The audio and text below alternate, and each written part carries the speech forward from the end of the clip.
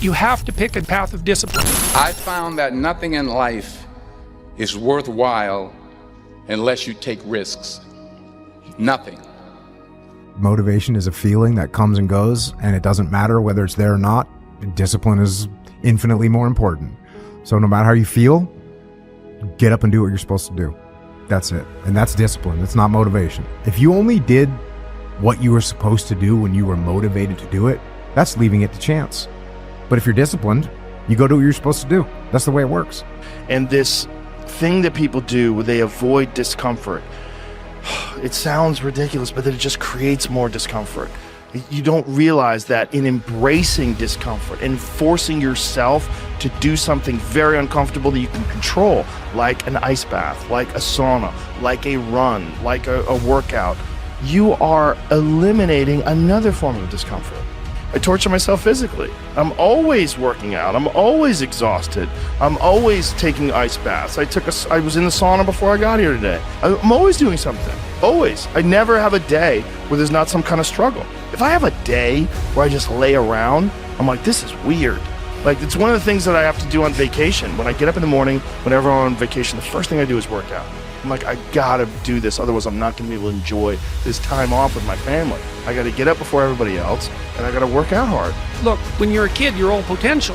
It's chaotic potential. It can manifest itself in any number of ways. And maybe you don't want to give that up. So you're like Peter Pan. You want to be a kid forever because you don't want to give up the potential. And you look out in the world and all you see are Captain Hooks, who've lost a hand, who are chased by death because that's the clock in the crocodile. It's already got a taste of him. He's terrified by death and he's a tyrant. Well, I don't want to grow up to be that.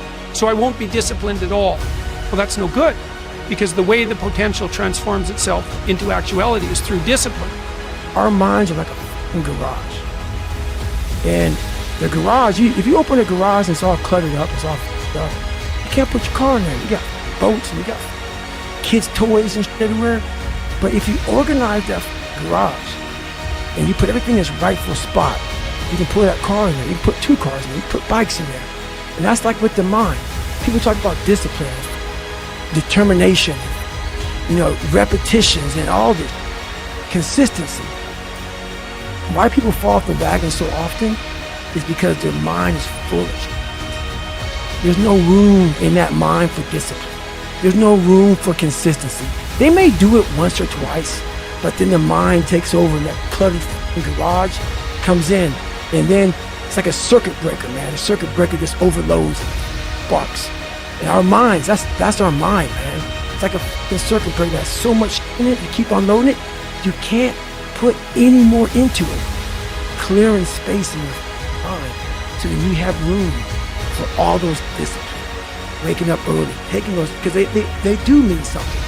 But we don't get to that dark matter that is keeping you from clearing out that mental garage. Well, I don't know what to do. It's like, that's okay. Nobody does. Go do something. Do the best thing that you can think of. Put the best plan you have into practice. It's not going to be perfect, and it will change along the way. But it will change partly because you become disciplined pursuing the path. And as you become disciplined, you become wiser. And as you become wiser, you become able to formulate better and better plans. There is no passion to be found playing small and settling for a life that's less than the one you're capable of living. I'm sure people have told you to make sure you have something to fall back on. Make sure you got something to fall back on, honey. But I never understood that concept, having something to fall back on. If I'm going to fall, I don't want to fall back on anything. I want to fall forward. I figure at least this way I'll see what I'm going to hit.